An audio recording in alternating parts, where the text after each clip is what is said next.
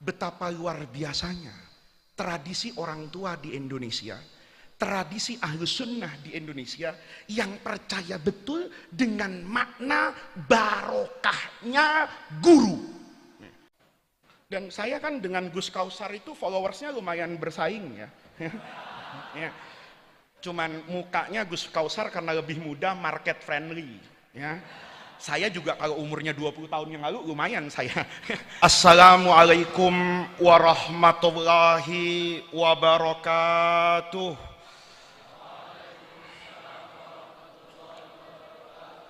Bismillahirrahmanirrahim. Alhamdulillahi rabbil alamin.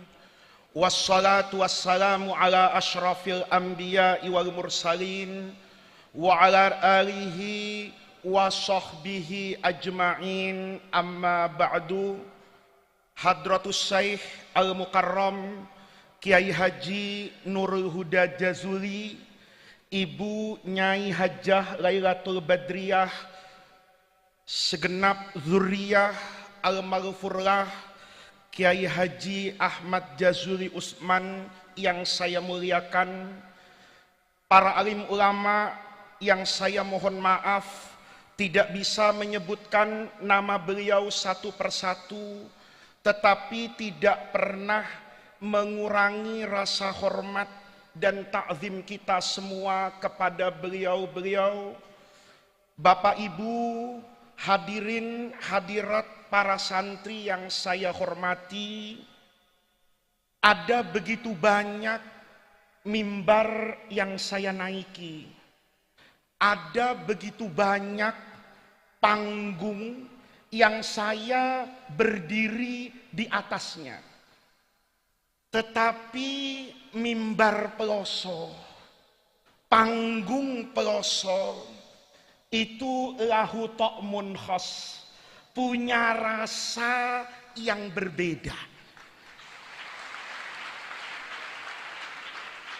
Jadi MC tadi itu salah. Saya enggak pernah punya Lailatul Badriyah, mulai tadi sore berangkat ke sini, turun di bandara langsung ke sini, itu enggak ada niatan untuk memberi mauidhah hasanah, itu enggak ada. Karena bukan makom saya. Ini makom aziz. Mik ini, mimbar ini, panggung ini, pesantren ini bukan orang sembarangan yang bisa berdiri di depan para kiai dan para santri. Tadi saya sudah makan, bapak-bapak. Kalau bapak belum makan kan? Ya, itu supaya ada bedanya antara undangan dengan penceramah. Saya diajak makan sama Romo Kiai Huda, hampir 1 jam saya ngaji tadi. Saya bilang sama Kiai, izin Kiai, mendengar nasihat Kiai Huda tadi kepada saya, itu saya sudah kepengen pulang ke Jakarta. Mau muhasabah. Saya ini rasanya sering dipanggil orang Kiai Haji. Sebelumnya mesti Al-Mukarram. Tapi dengar nasihat Kiai Huda tadi, rasanya saya itu bukan Al-Mukarram, Al-Muharram kayaknya. Rasanya berat betul. Itu tadi ada kopi, ada es, enak betul. Saya agak kehilangan selera. Karena sudah merasa Al-Mukarram, masuk ke hadapan beliau, itu downgrade-nya jauh banget itu. Ya. Dari Mercedes turunnya ke Ayla saya itu ya. Kalau masih Innova masih mending lah, ini turunnya jauh betul. Karena saya paham betul Pak, pesantren ini itu punya arti yang tersendiri buat saya. Saya itu anaknya Kiai Sukron yang tidak pernah hatam ngaji itu saya. Tidak pernah saya hatam ngaji.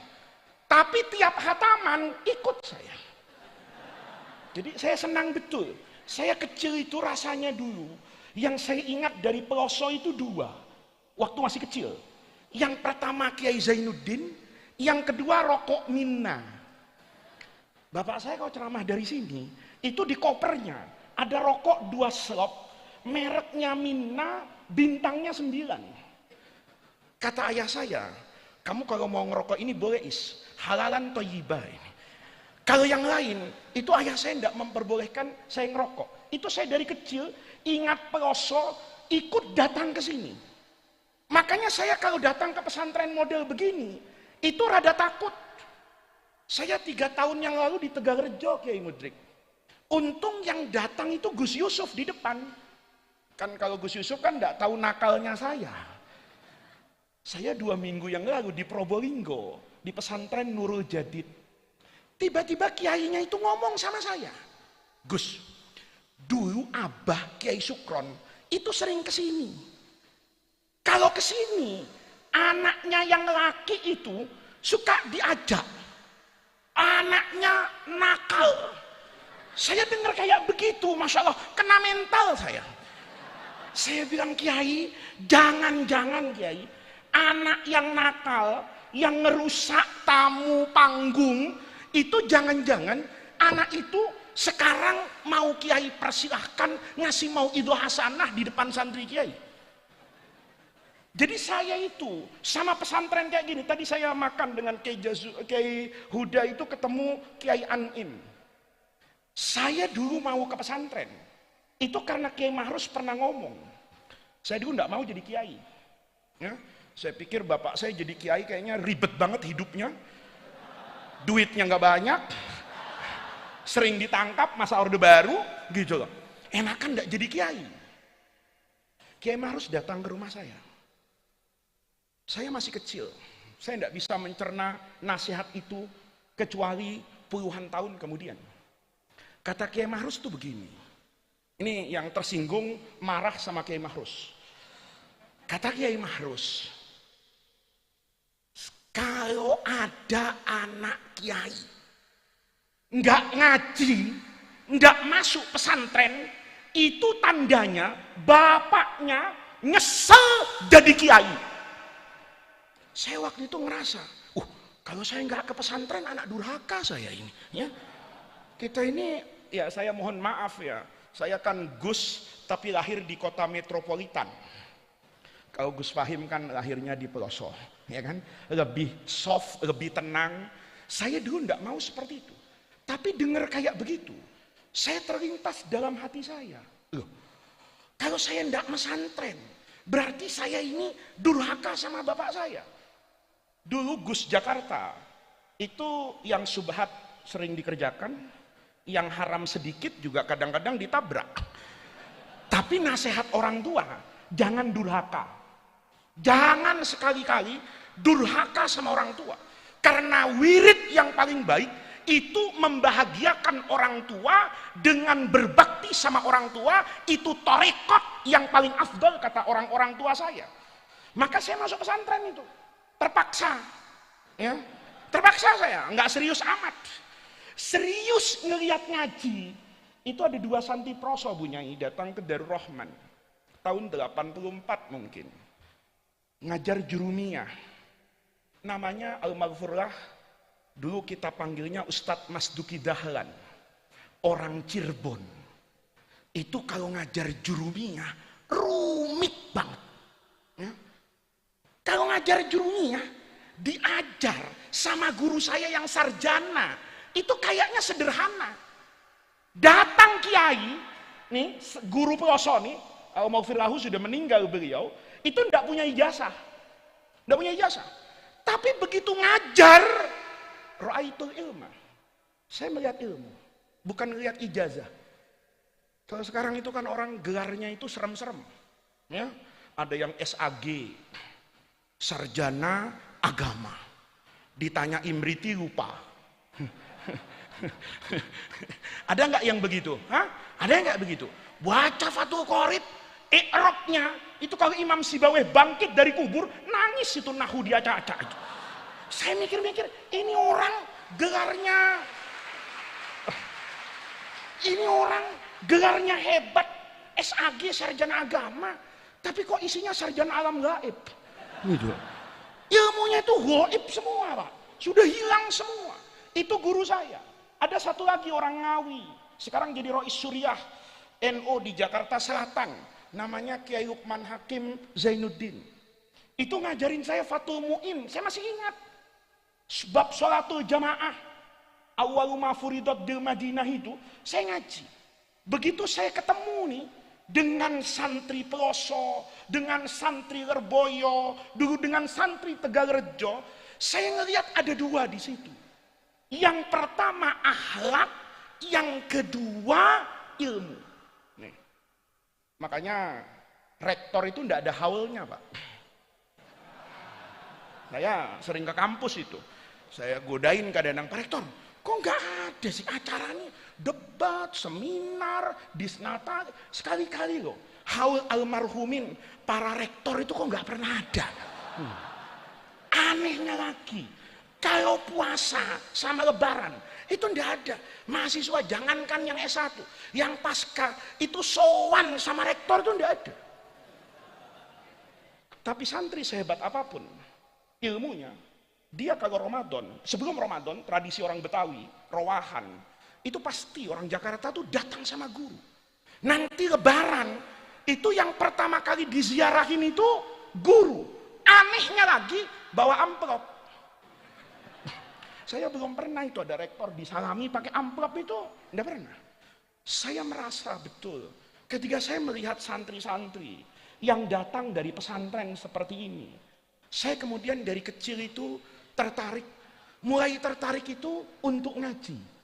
Maka saya datang ke Peloso itu bukan mau idul hasanah. Saya yang pertama kali itu mau terima kasih. Saya yang tidak pernah hatam, tapi ikut hataman. Saya yang ngajinya sama santri Peloso. Kalau Anda itu ngajinya sama Kiai Peloso. Kalau saya ngajinya sama santri Peloso, tidak pernah hatam kitab, cuman ikut hataman, jadi kiai. Nih, Anda kalau tidak jadi kiai, ya, ngaji loh. Ini kan tangan pertama, Pak. Kalau saya kan sudah tangan entah tangan keberapa itu nyampe ke saya itu Fathul Mu'in itu. Secara sanad, saya bukan sanad yang ali karena lewat murid. Sementara Anda itu sanadnya sanad ali itu. Ya, di atas kutubus sittah itu untuk cari sanad kayak begini. Gitu. Kalau saya yang cuman begini jadi kiai, Anda enggak jadi kiai. Itu bahasa Arabnya takdir. Ya, itu bahasa hikamnya arih nafsaka minat tadbir. Nggak usah atur-atur Allah. Yang hataman ikut hataman jadi kiai, yang hatam belum tentu jadi kiai. Itu saya belajar dari pesantren, Pak. Pesantren itu, maka saya datang ke sini itu, yang pertama itu ini, Pak. Saya ingin berterima kasih. Saya ingin berterima kasih bahwa tradisi yang sederhana ini penting. Ilmu belakangan. Hikmat, percaya sama guru, itu memberikan makna yang luar biasa. Dulu, ini nggak mau idoh, saya udah janji nggak mau idoh nih, curhat, ya kan? Curhat, cerita aja. Saya dulu kalau datang ke pesantren kayak begini nih, ke Peloso, ke Tebuireng, saya masih ingat betul, ke Kerapia, ke Ali Maksum, ke As-Safi'iyah di Sukorjo, Kiai As'ad di Nurul Jadid, pada masanya di Genggong, pokoknya muter lah pesantren Tegalrejo semua itu, ya sarang. Bapak saya itu tahu, saya itu santri Protestan, suka protes. Ya. Alhamdulillah kalau santri Peloso ini santri sami'na wa atokna. Saya ini dulu kecil itu dididik dengan madhab sami'na wa pikir-pikir. Jadi kalau dikasih tahu bapak, itu bapak ngomong 1, saya ngomong 3. Ya, bapak ngomong 3, saya ngomong 6. Tapi ada satu yang bapak saya bilang, jangan bantah saya. Kalau saya datang ke pesantren seperti ini, kata bapak saya itu cuma 1, nurut ya. Saya masih kecil, nurut ya. Yang lain boleh nggak nurut, tapi yang ini nurut. Apa, Bi? Kalau kamu nanti ketemu kiai, ketemu orang alim, pesan bapak saya, ada 3. Yang pertama tatap matanya. Yang kedua cium tangannya. Yang ketiga, ini yang berat buat anak Jakarta dulu. Kalau diludahin, saya ini tidak bisa bahasa Jawa Pak, tapi diludahin saya paham bahasa Arab, diidoni. Mudah-mudahan lalu ibdalnya benar nih ngomongnya nih ya, makhraj hurufnya mudah-mudahan benar ini, diidoni. Mangap ya, saya waktu itu kaget betul. Bagaimana mungkin ludahnya orang kok harus masuk ke mulut saya? Saya kan tidak tahu ini higienis atau enggak, ada covid atau enggak. Kalau di swab saya pulang kan begitu kalau kemarin. Pokoknya kata bapak saya gitu, matanya lihat, tangannya cium. Nanti kalau tiba-tiba kiai mau meludahin kamu, ngidoni, buka mulutmu. Kamu boleh nggak nurut sama saya dalam banyak hal, tapi dalam satu hal ini percaya, tidak ada bapak yang tidak bermimpi anaknya menjadi lebih sukses dari bapaknya. Nurut saya. Sami'na wa ata'na. Enggak pakai protes tuh. Saya enggak bisa paham. Hingga besar ada dua orang memberi warna dalam hidup saya. Yang pertama pada masanya Mufti Agung di Mesir, Profesor Ali Jum'ah. Yang kedua di Syria, Allahumma gfir lahu, Profesor Muhammad Said Ramadan Al-Buti. Dari beliau berdua, saya bisa memahami betapa luar biasanya tradisi orang tua di Indonesia, tradisi Ahlus Sunnah di Indonesia yang percaya betul dengan makna barokahnya guru. Jadi Anda biar hafal alfiyah dari belakang, biar hatam ngaji, tapi tidak percaya dengan barokah dan keistimewaan guru, ilmu Anda itu tidak banyak manfaatnya dalam hidup ini. Saya merasakan betul Pak. Sehari Jumat tuh bilang gini satu hari, kamu nanti Muhammad kalau ketemu dengan orang alim sama dengan bapak saya, cuma dibalik, cium tangannya, tatap matanya, tidak pakai idoni. Ya. Ini saya ceritakan supaya kalau riwayat hadis tuh riwayatnya sahih Pak. Ya, enggak ada ziyadatur rawi ini, enggak ada ini. Ya, diriwayatkan kama kana Asma. Kata beliau, saya tanya, "Walima Maulana?" Kenapa? Kata beliau, "Kalau kamu menatap mata gurumu, maka kamu pernah menatap mata. Yang mata itu menatap gurunya, mata itu menatap mata, yang mata itu pernah bertemu dengan matanya Imam Syafi'i, mata Imam Syafi'i itu pernah melihat matanya Imam Malik matanya itu bertemu dengan Sayyidut Tabi'in namanya Nafi', matanya Nafi' itu pasti bertemu dengan matanya Abdullah bin Umar radhiyallahu anhuma, dan matanya Ibnu Umar pasti pernah bertemu dengan matanya Rasulullah, dan matanya Rasulullah pasti melihat yang mala ainun ra'at wala udhunun sami'at wala khatara fi qalbil bashar."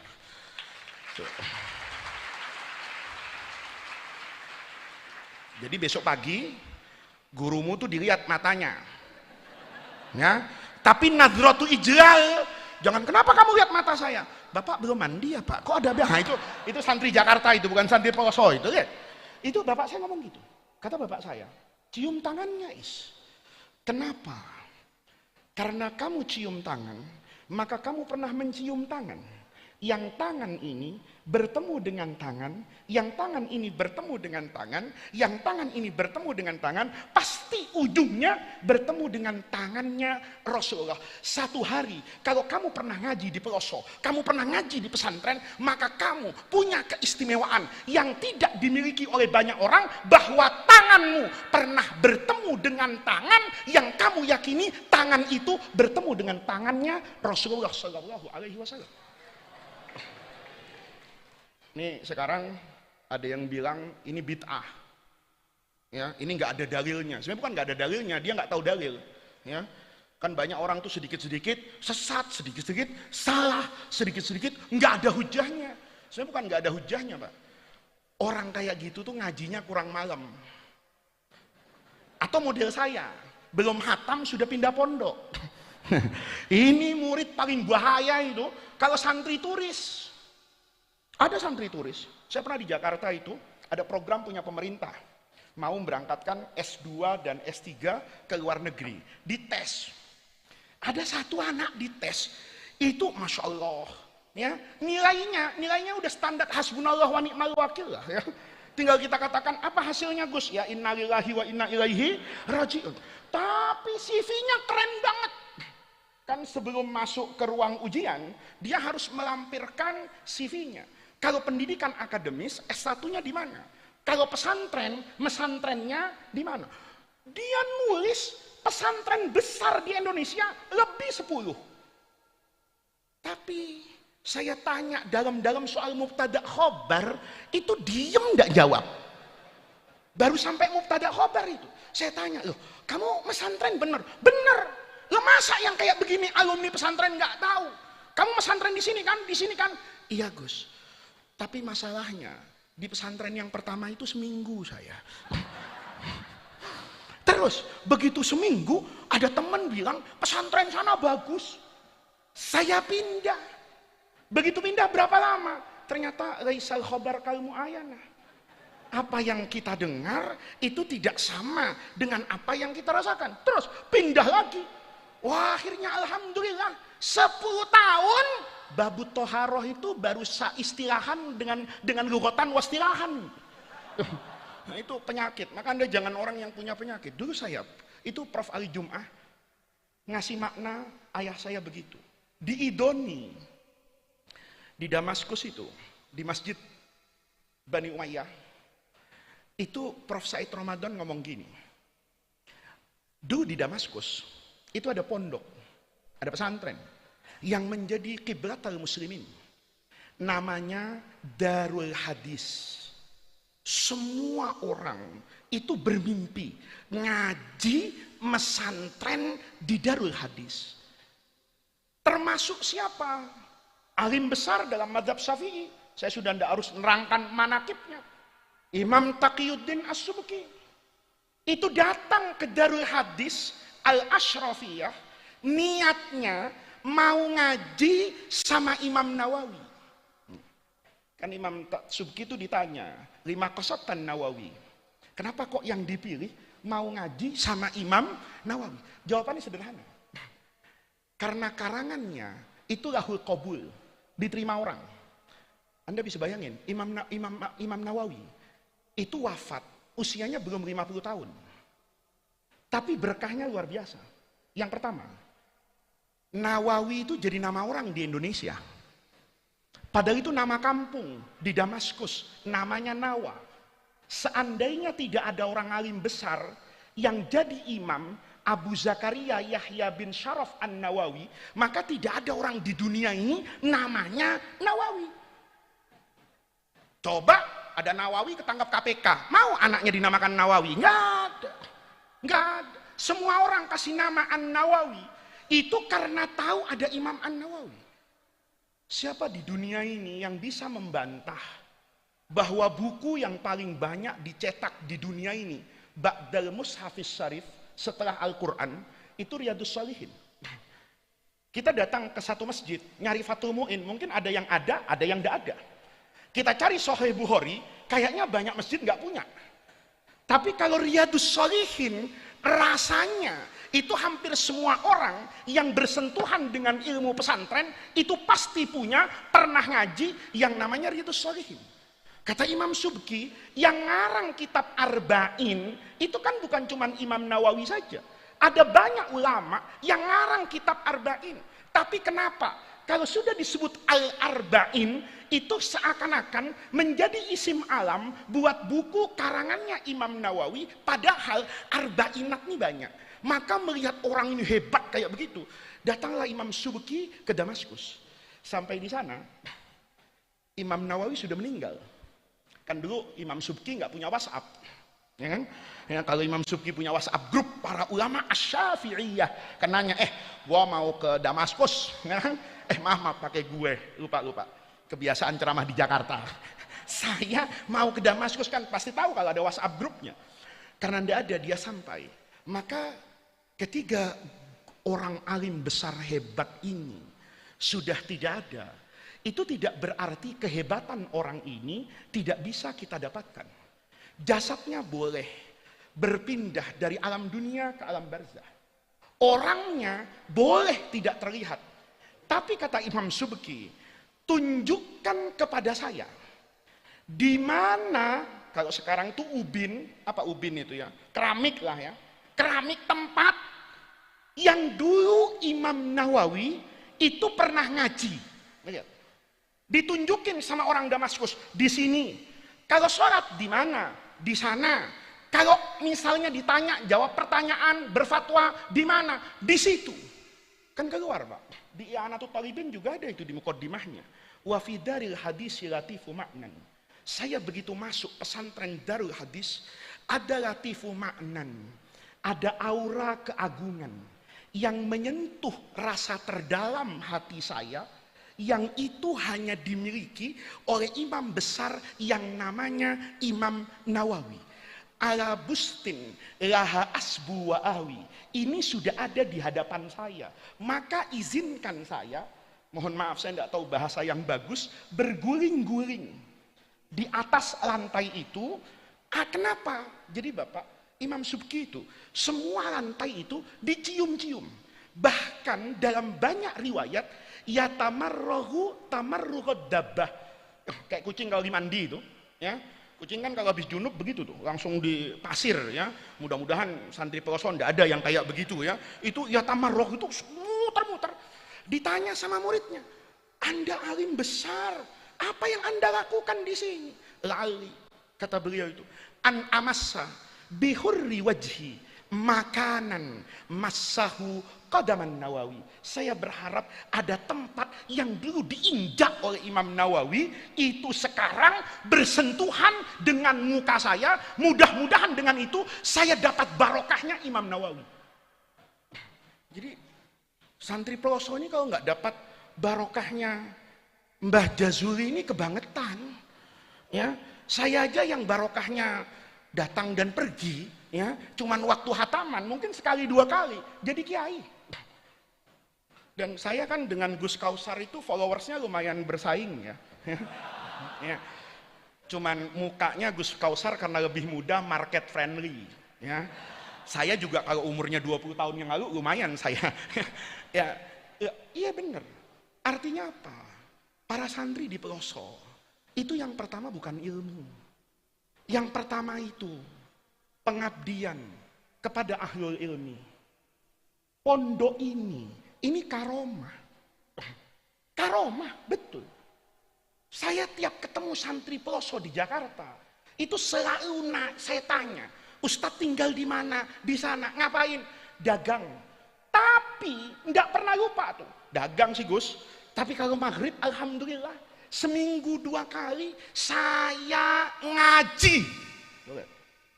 Itu sebetulnya yang menjaga syariat Rasulullah itu pengajian, Pak. Coba Bapak lihat nih, ya. Nih mohon kalau ada YouTube-nya jangan dipotong-potong, ya. Nanti saya dianggap ceramah aneh-aneh. Mukjizat Nabi itu berbeda antara mukjizatnya Sayyidina Rasulullah dengan baki akhwatihi minal anbiya, beda. Nabi Musa nih, kalau pakai survei, saya survei santri Peloso nih, apa yang Anda ingat dari Nabi Musa? Jawabannya pasti tongkat. Coba kita survei, apa yang Anda ingat dari Nabi Musa? Pasti jawabannya tongkat. Apa yang Bapak tahu dari Nabi Ibrahim? Pasti nggak mempan dibakar. Bener nggak? Bener nggak? Itu mukjizat. Itu mukjizat. Mukjizat pakai tak marbutoh, itu kan tafdil itu. Bukan melemahkan, tapi membungkam.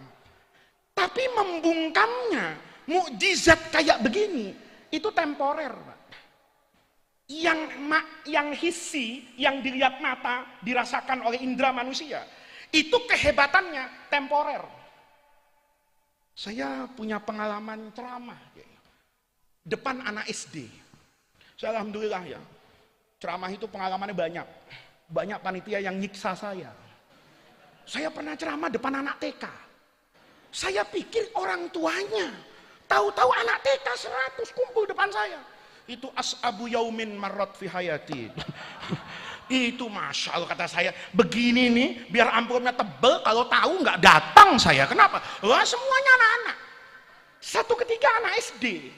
Tapi dulu saya dikasih tahu sama guru saya, kamu tuh jangan suka merendahkan orang. Anggap aja semua orang yang kamu temui itu adalah guru. Dan semua tempat yang pernah kamu kunjungi itu adalah ma'had. Saya Pak, pernah belajar ilmu mantik. Itu dari anak SD. Saya ceramah depan anak SD. Mau Idul Adha. Kepala sekolahnya ngomong sama saya. Gus, nah kalau Idul Adha nanti cerita ya tentang Nabi Ibrahim. Oh ya udah, cerita saya. Anak-anakku, Nabi Ibrahim itu nabi yang hebat. Dikatakan Abul Anbiya, bapaknya para nabi. Karena semua agama besar itu ya berinduk kepada Nabi Ibrahim. Nabi Musa bawa Yahudi, Nabi Isa dengan Nasraninya, Nabi Muhammad itu induknya Nabi Ibrahim. Bu, ngaji apa tidur? Nanti saya ngaji setengah mati, Bu tidur setengah tidur nih. Bu, tahu nggak Bu? Kenapa Nabi Ibrahim itu jadi nabi yang paling hebat sebelum Nabi Muhammad? Mau tahu Bu? Saya kasih tahu ya Bu. Nabi Ibrahim itu disebut bapak para nabi. Nabi yang hebat menjadi bagian dari ulul azmi minar rusul itu karena istrinya 2. Ibu baru tahu kan? Kenapa suami ibu tidak hebat? Nabi Ibrahim itu istrinya 2 Pak. Ada yang mau mengingkari itu? Bu. Ntar ini ceramah hatamannya saya belokin sedikit Gus Kausar ya. Sedikit ya. Bu. Quran itu ngasih contoh rumah tangga itu 3 Bu. Yang pertama, ada rumah tangga suaminya masuk surga, istrinya masuk neraka.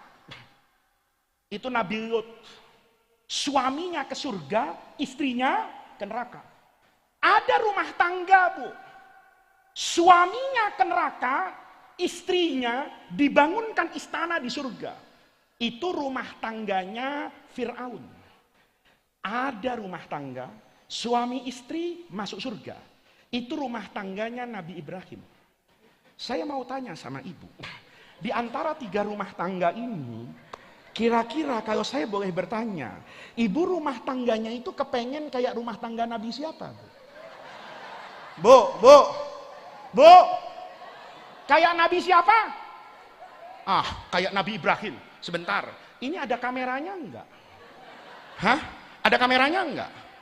Ada kameranya ya?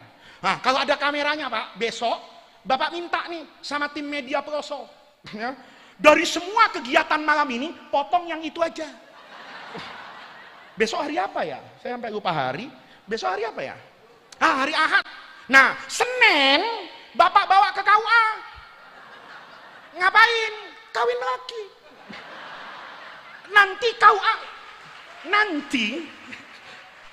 KUA kan nanya, Pak, menurut aturan negara, kalau mau poligami nikah lagi, itu harus seizin istri pertama.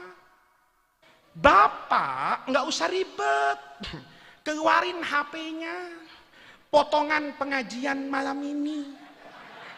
Bilang sama ketua KUA, Pak, istri saya malam Ahad itu ngaji sama Faiz.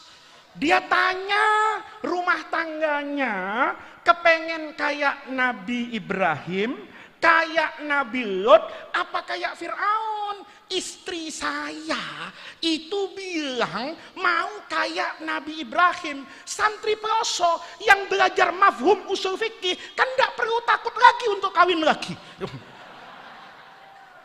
Bener gak Bu? Kata ibu-ibu nyesel gue datang sampai sekarang nih. Tenang Bu, ibu kalau ngaji sama saya aman. Ya, nanti ibu tanya sama suaminya, Mas, saya tadi ditanya sama penceramah rumah tangga mau kayak Nabi Ibrahim. Ini pasti yang diingat dari ceramah saya nih, yakin cuman yang ini. Ya, ini saya nggak nuduh Bu, suami-suami akhir zaman yang mau ketemu Dajjal nih. Ya, ini rasanya yang diingat ya cuma ini aja. Karena bisa ketawanya di sini. Kalau di rumah ada orang ngomong poligami, mesem-mesem, oh insya Allah besok udah tinggal di masjid Pak, ya kan? Bu, Ntar kalau suaminya nanya, Dinda, tadi waktu ditanya sama penceramah, rumah tangganya mau kayak Nabi Ibrahim ya? Iya mas. Saya memang kepengen punya suami kayak Nabi Ibrahim. Wah senang banget. Tapi jangan senang dulu pak. Istrinya ahli sejarah. Perempuan tuh ahli sejarah ya bu? Bu. Perempuan tuh ahli sejarah kan? Peristiwa yang sudah lama, heran saya. Melekat betul gitu ya. Ini ahli sejarah. Maka karena ahli sejarah ngomong dia, Mas, Nabi Ibrahim itu nikah kedua itu setelah tidak mempan dibakar oleh Raja Namrud. Jadi kalau panjenengan mau nikah lagi, ahlan wa sahlan. Saya enggak minta kok untuk dibakar kayak enggak. Cuma di dapur ada kompor gas. Alhamdulillah gasnya udah tipis yang 3 kilo itu ya. Tinggal sedikit saya nyalakan 5 menit. Nanti kalau kompor sudah panas 5 menit, monggo duduk di atasnya. Kalau tidak terbakar, kawin lagi. Kalau gosong, saya antar ke RSUD. Mudah-mudahan masih di cover sama BPJS. Udah, ini nggak boleh ceramah yang kayak gini nggak boleh. Nanti nggak selesai. Maaf, ini sampai jam berapa ngaji? Hah? Sampai jam berapa? Sampai jam 4. Masya Allah. Saya masih ada acara satu lagi bu. Di Ciranjang. Saya ini Bu Nyai, sebetulnya nggak ada niatan kesini nih. Saya hari ini belum tidur, tapi karena Kiai Lukman pesantren Al-Hamid itu bilang jauhnya Peloso, itu acara saya batalin semua yang sore. Pokoknya nggak ada. Ini ke Peloso. Kata yang dulu kan kami duluan Pak. Iya, saya ceramah di sana nggak datang ke Peloso, karomah saya hilang. Kualat sama Peloso. Nah, ini Bapak-bapak udah ya, ini udah jam 11. Kita fokus ke depan tadi. Mukjizat. Nih, gara-gara mukjizat jadi sampai kawin lagi ya kan. Padahal Bapak sama saya itu sama kita Pak. Ya. Sama-sama apa Pak? Sama-sama ngomong aja gitu. Mukjizat nih, lihat.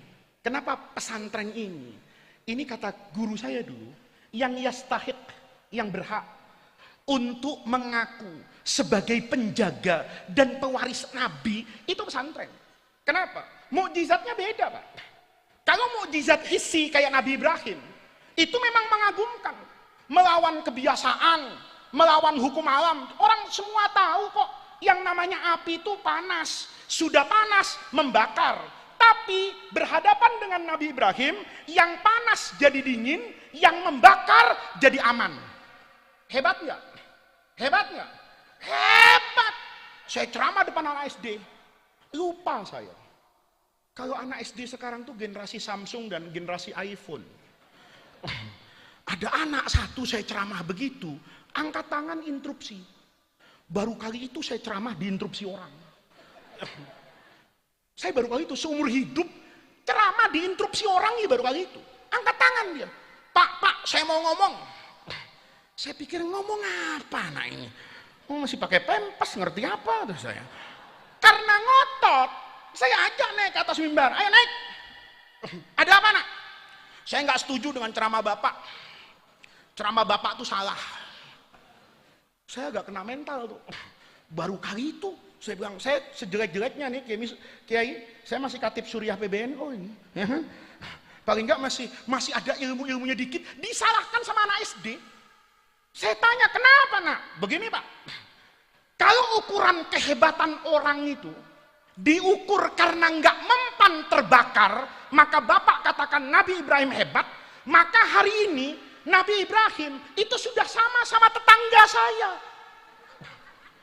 Saya kaget, tetanggamu nak? Iya, siapa tetanggamu? Nabi Ishak bukan, Nabi Ismail bukan, Kiai bukan. Siapa nak? Pemadam kebakaran. Astagfirullahaladzim. Saya betul-betul kena mental. Maka hati-hati nih, santri sekarang nih. Masyarakat sekarang tuh kritis. Masyarakat sekarang itu lepas dari ikatan-ikatan yang boleh jadi dulu berat untuk menyampaikan ke hadapan guru, tetapi zaman ini zaman yang berubah, zaman yang terbuka, generasi yang berani menyampaikan apa yang ada dalam logikanya. Saya dengar begitu, agak kaget juga. Saya bilang benar juga nih anak, kata saya. Kenapa? Nabi Ibrahim kan gak ada skenario dia mau dibakar. Begitu mau dibakar, kan malaikat Jibril turun bawa jimat bersertifikat halal. Untung nahunya tidak salah itu. Ya naru, nakiroh. Kalau nakiroh kan semua api. Nabi Ibrahim, tidak tahu saya Nabi Ibrahim pernah hataman Alfiyah atau enggak ya. Tapi Nabi Ibrahim tenang. Begitu Jibril bilang, ya naru. Oh berarti semua api. Kan istighraq ini. Jadi waktu itu tuh, waktu Nabi Ibrahim mau dilempar ke api, kalau ada ibu-ibu muslimat di pelosok masak nasi, itu sampai kiamat kurang 2 hari nggak mateng itu. Kenapa? Semua api adem itu dari malaikat, bukan dari Nabi Ibrahim. Nabi Ibrahim nggak mau masuk api karena harus bertemu dengan api. Allah kasih pertolongan. Pemadam kebakaran, ada api dicari. Ayo, di Kediri misalnya, ada dinas pemadam kebakaran. Nauzubillah, ada kebakaran. Begitu kita lapor, Pak, kebakaran. Orangnya bilang, kalau kebakaran jangan lapor saya takut sama api. Oh, petugas pemadam kebakaran kayak begini, takut api, dimutasi ke dinas penguburan. Kenapa? Di kuburan tidak ada apinya, kan begitu Pak. Lihat, dulu hebat, hari ini mungkin tidak hebat-hebat banget. Dulu mendatangkan kebaikan. Kalau itu diwariskan, kita semua ini kan dikatakan pewaris Nabi. Apa yang kita warisi dari Rasulullah? Quran. Apa yang kita warisi dari Rasulullah? Hadis. Yang lain-lain itu nggak penting. Anda bisa bayangin, kalau mukjizat nabi-nabi terdahulu, termasuk Nabi Muhammad yang model begini, bisa diwariskan kepada ulama, rusak dunia. Rusak dunia. Ayo, Nabi Soleh. Bapak kenal Nabi Soleh nggak, Pak? Pak, Bapak nih dipanggil diem, matanya melotot, takut saya. Pak, tahu Nabi Soleh nggak? Tuh sekarang jamaah umroh tuh sering diajak ke Mantikoh Ula, namanya Madain Soleh. Itu dulu tempatnya Nabi Soleh. Nabi Soleh ini insinyur teknik sipil, Pak. Kalau gambarnya bagus, dipegang nyata. Kalau ilmu itu turun ke saya, hancur dunia. Ayo, nih santri mau hataman nih 700. Saya yakin nih, aglabuhum jomblo nih. Ya. Ini kelihatan kok dari casing-casingnya nih jomblo la haula wala quwata kok model-modelnya ini. Ya. Ini kalau jomblo, nggak usah lihat santri putri. Kalau saya mewarisi ilmunya Nabi Soleh, warisannya Nabi Soleh, tinggal datang ke saya. Gus, saya kepengen punya istri. Oh gampang kata saya. Bawa kertas ya, jangan lupa alat gambar. Siap. Saya tanya, istrimu mau casing iPhone Pro Max 16 apa Samsung S25 Ultra? Mau casing 2024 atau casing 1970 di angkatan saya? Silakan Anda pilih. Dia pilih, oh saya mau istri 2025. Tinggal digambar. Saya gambar, bisa nego lagi. Ini muka istrimu. Wah saya kepengen mancung, tapi ini bukan mancung Gus, ini petruk kepanjangan, gampang tip ek. Iya kan, rambutnya begini, tingginya begini, begitu jadi, yang putri juga sama, mau suami, casing kayak apa, lukis, pegang, jadi. Enak gak Pak? Ada enaknya juga sih. Tol Trans Jawa Lebaran, itu gak macet Pak. Karena gak ada orang pulang ke rumah mertua. Saya tanya sama teman saya yang istrinya model dari Nabi Soleh ini, kamu enggak pulang sowan sama mertua? Saya enggak punya mertua Gus. Kok bisa? Kan istri saya keluar dari kertas. Coba lihat. Tapi Anda bisa bayangin, kayak apa rusaknya dunia kalau ada manusia enggak punya orang tua. Anak itu senakal-nakalnya anak, itu masih sungkan sama bapak ibunya. Bagaimana kalau ada anak lahir tanpa bapak ibu? Yang dulu mungkin mendatangkan maslahat, hari ini kerusakan. Kalau ilmu Nabi Soleh ada, mungkin peradaban ini terhambat. Anda habis acara gini lapar kan tinggal datang sama kiai. Kamu mau makan apa? Sate Madura Pak? Nggak usah bikin proposal, nggak usah cari sate, bawa kertas ke hadapan saya. Gambar gerobaknya, orang Maduranya, arengnya, satenya, kecapnya, kipasnya. Saya pegang, jadi satenya. Enak nggak? Enak buat Anda. Saya mati disantet tukang sate senusantara. Kenapa? Dia kipas-kipas tidak ada yang beli. Lihat Pak. Nabi Muhammad itu tangannya bisa keluar air loh. Semua manakib Rasulullah itu cerita. Semua kitab hadis itu cerita. Nabi itu tangannya bisa keluar air. Tapi saya yakin tidak semua santri tahu. Dan itu tidak apa-apa. Karena yang harus diketahui dari Nabi itu Qur'annya. Yang harus diketahui dari Nabi itu hadisnya. Yang harus kamu ingat dari Nabi itu akhlaknya. Kalau keluar air, belum tentu. Ayo. Kalau tangan saya nih bisa keluar air, saya nggak datang ke sini Pak. Kenapa Kiai nggak datang? Repot. Kiai kan sekarang jualan galon. Kok jualan galon itu Faiz isi ulang? Kenapa? Dia nggak modal. Tangannya begini pipa se-Jakarta nyambung. Coba. Apa manfaatnya? Kalau tangan saya keluar air, sementara Allah menitipkan bumi ini keluar airnya. Tapi apa bahayanya? Kalau anak bapak ini nggak ngaji ini, apa bahayanya Pak? Bahaya buat Islam. Kenapa?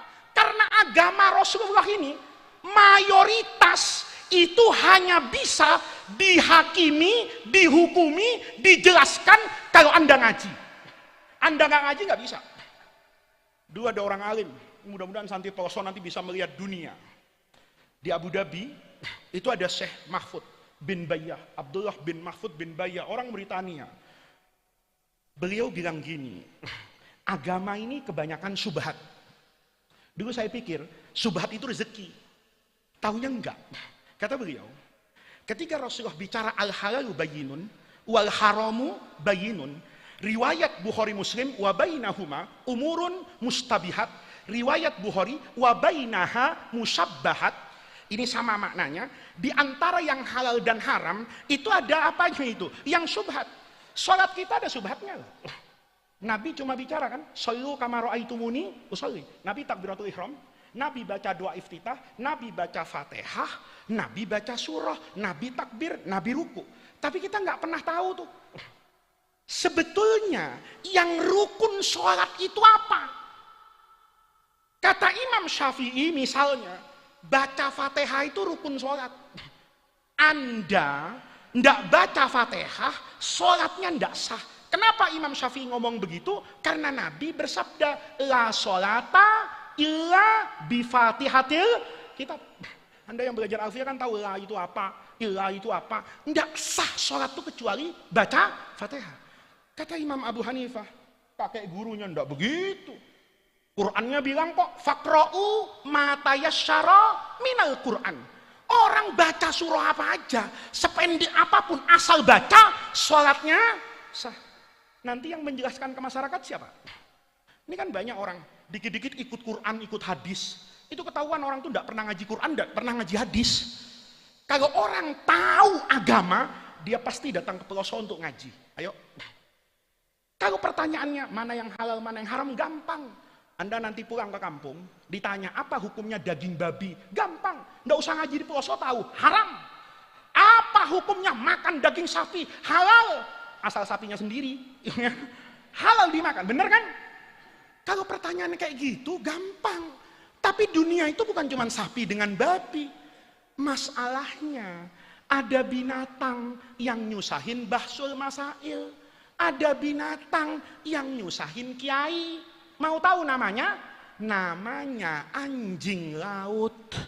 Mau dibilang anjing di laut, mau dibilang ikan, mukanya anjing.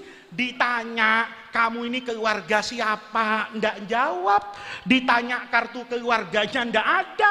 Didudukkan, repot. Ayo. Pernah tahu anjing laut kan? Anjing laut tuh, kalau mukanya ditutup, kepalanya tuh kasih cadar, kasih apa ini, sorban, tutup, tinggal leher ke bawah. Saya tanya, ini apa? Kamu jawab, min duni adna syakin ya ustadzi, innahu kalbun. Ini anjing. Ini ikan. Kenapa? Kepalanya nggak ada. Leher ke bawah, pegang, perhatikan, observasi, bedah fisiologinya ikan. Tapi kalau dibalik nih, leher ke bawah ditutup, mukanya kelihatan. Saya tanya ini apa? Ya anjing ini Pak. Ayo kita bahas masail di Peloso. Sampai Nabi Isa mau turun, ya, itu ndak akan ada hukumnya. Boleh jadi kata saya, anjing laut itu hukumnya haram. Boleh jadi kata Gus Kausar, anjing laut itu hukumnya halal. Kenapa? Ilmu yang membedakan. Di mata saya, anjing laut itu hukumnya haram karena keanjingannya lebih kuat daripada keikanannya.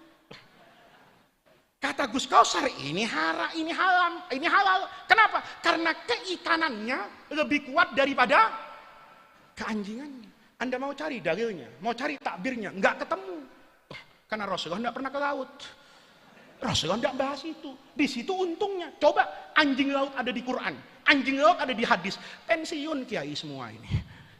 Maka itu, ya, ini bagian akhir, sudah jam 11, ya. Saya sebenarnya ingin ceramah lama ya. Tapi jalanan tadi macet Pak. Saya tadi kesini cepat, itu karena diantar polisi. Nggak tahu pulangnya masih diantar apa enggak, saya nggak tahu ya. Tapi tadi dari Juanda ke sini tuh hanya 2,5 jam. Itu karena saya jadi gubernur aja 2,5 jam. Ya, nggak ada lampu merah, nggak ada rem sampai ke sini. Tapi intinya bapak-bapak, para santri, yang pertama jangan pernah berhenti belajar. Cita-citamu harus tinggi. Dunia hari ini itu bukan dunia yang kemarin. Kamu harus punya cita-cita yang tinggi karena yang nanti kamu hadapi itu tidak sesederhana apa yang dihadapi oleh generasi saya.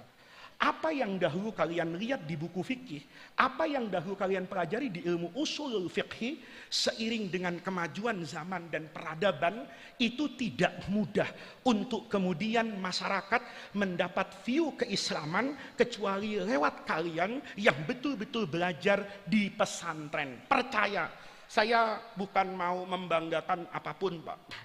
Saya bisa sampai hari ini, itu karena didikan pesantren. Kemarin saya alhamdulillah bertemu dengan rektor di Abu Dhabi dan di Kairo, berbicara. Dia tanya sama saya, bahasa Arabmu itu, katanya, kok lebih lurus ya dari bahasa Arab kami yang lebih banyak pakai bahasa Amiyah. Saya bilang, karena saya dulu dididik di pesantren, itu selalu perhatian dengan yang namanya nahwu dan sorof. Dulu saya itu diajarin sama guru saya, kamu nanti kalau ada orang sepanjang apapun serbannya, terus baca doa, i'rab sama binanya salah semua, cium tangannya dipending dulu.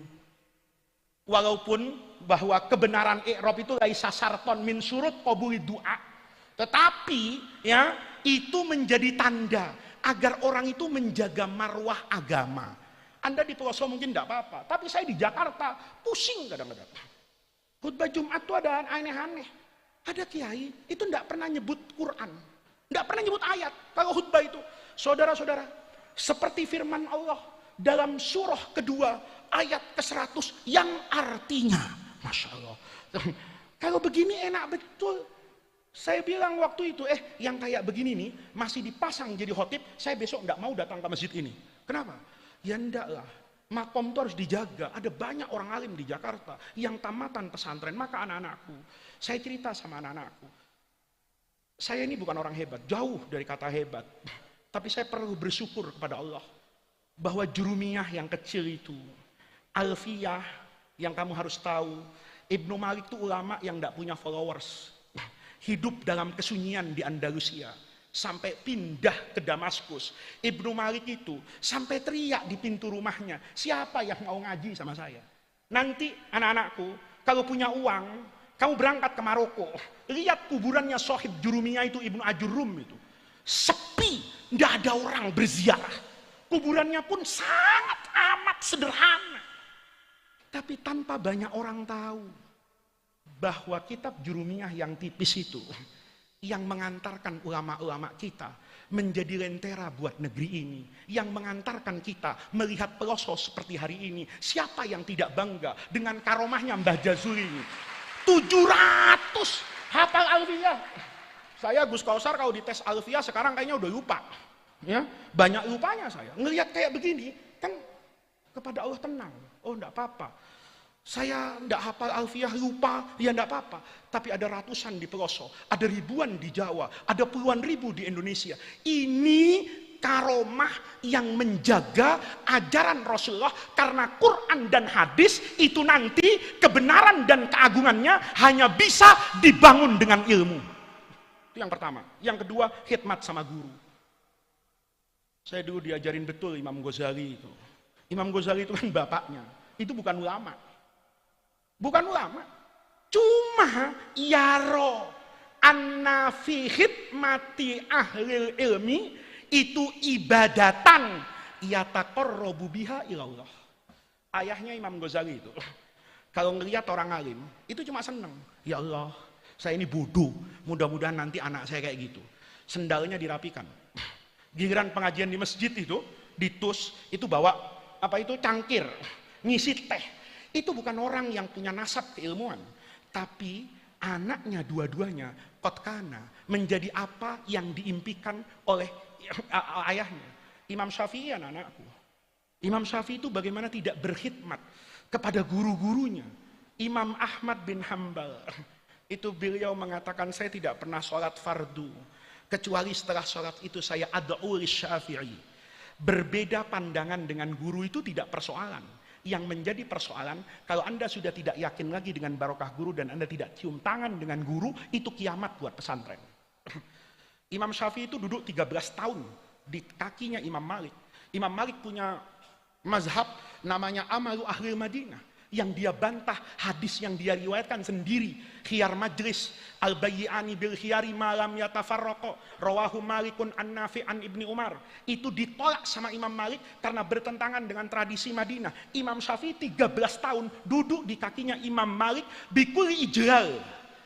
Walaupun nanti beliau katakan tidak begitu guru, amalu ahlil Madinah itu tidak mungkin karena sahabat tafarroku. Dia mengoreksi pandangan gurunya berbasis ilmu, ahlan wa sahlan. Tetapi Imam Syafi'i tidak pernah mengurangi rasa hormatnya kepada Imam Malik. Yang terakhir anak-anakku, dunia berputar. Kita janji ya, satu hari cerita Hammad bin Abi Sulaiman dengan Imam Abu Hanifah itu terulang kembali. Imam Abu Hanifah itu jadi imam, Pak. Itu karena gurunya sakit. Hammad bin Abi Sulaiman itu, dia pilih dari sekian banyak orang alim di Baghdad, hatinya itu cocok betul dengan Hammad bin Abi Sulaiman ngaji. Satu ketiga, Hammadnya itu sakit. Karena sakit. Ini bedanya santri dulu dengan santri sekarang. Kalau santri sekarang, gurunya ndak masuk seneng. Kalau santri dulu, gurunya nggak masuk nangis. Karena guru ndak masuk sakit, maka teman-temannya tuh bilang, Nu'man, kan Imam Abu Hanifah tuh Nu'man bin Sabit, Nu'man, kamu kan udah lama ngaji, udah sekarang kamu takrir aja, nakrir, kata orang, loh, kok enak juga ini Nu'man ngajar. Lama-lama nggak terasa dia ngajar. Gurunya datang, dia lihat dari jendela, subhanallah, Nu'man yang dulu di kaki saya ternyata hebat. Kata Ahmad, mulai sekarang majelis yang di sini, kan majelisnya banyak Pak, di majelis yang di sini saya udah nggak ngaji lagi. Yang ngaji kamu Nu'man. Ma'adzallah, nggak mungkin guru. Selama guru hidup mahayita, saya tidak akan berani untuk duduk di sini. Kata Ahmad, kursi ini tidak Allah ciptakan untuk Hammad bin Abi Sulaiman. Kursi ini Allah ciptakan untuk ahlul ilmi. Ilmumu sekarang saya rasa sudah mengalahkan kehebatan saya. Maka engkau yang nanti jadi imam, saya jadi makmum. Saya berharap 10 tahun lagi saya duduk di bawah. Anak-anak pelosok malam hari ini yang 700 itu ada duduk di atas mimbar. Mungkin punya pesantren, mudah-mudahan menurun seperti kiai-kiainya, membuka lembaga pendidikan. Mungkin anak-anakku ketemu saya di Jakarta sudah jadi rektor UIN. Mungkin ada yang jadi rektor UI. Negeri ini punya masalah yang tidak selesai-selesai. Penting untuk kita selesaikan dengan orang-orang yang berilmu, berlatar belakang pesantren. Karena di sini jiwa ragamu dididik. Disinilah Indonesia Raya itu terdengar. Bangunlah jiwanya, bangunlah badannya. Mudah-mudahan Allah Subhanahu wa Ta'ala menjaga pondok pesantren Al-Falah ini, menjaga para kiai, menjaga para ibu nyai, menjaga para dzurriyah, menjaga para asatidzah, dan menjaga para santri. Mudah-mudahan amal ibadah thariqah yang tadi saya dipesan betul sama Kiai Huda, thariqatut ta'lim, ta'allum wa ta'lim, tarekatnya, wiridnya, belajar dan mengajar itu mudah-mudahan menjadi tawassul dan wasilah kita untuk mendapatkan khairat dunia wal akhirah. Mudah-mudahan pesantren ini Allah jadikan menjadi maqalan min ma'akil ilmi wal bayan. Ini menjadi manarotan min manarotil huda, min manarotil afaf, min manarotil tuqa. Mudah-mudahan kita yang pernah hadir ke pesantren ini, yang pernah menimba mutiara di pesantren ini, Allah bersamai dalam perjalanan hidup di dunia ini untuk kelak dikumpulkan bersama para guru-guru kita, para nabi dan para solihin dalam ridho Allah fil firdausil a'la. Kepada para kiai, terima kasih sekali atas kesempatan yang diberikan, atas undangan yang disampaikan. Mudah-mudahan Allah jadikan jam'ana hadza jam'an marhuma wa tafarruqana mim ba'dihi tafarruqan ma'suma. Rabbana atina min ladunka rahmah wa hayyi lana min amrina rasyada. Allahumma la tahrimna khaira ma indaka li syarri ma indana. Kurang lebihnya saya mohon maaf. Wallahul muwaffiq ila aqwamit thariq. Wassalamu alaikum warahmatullahi wabarakatuh.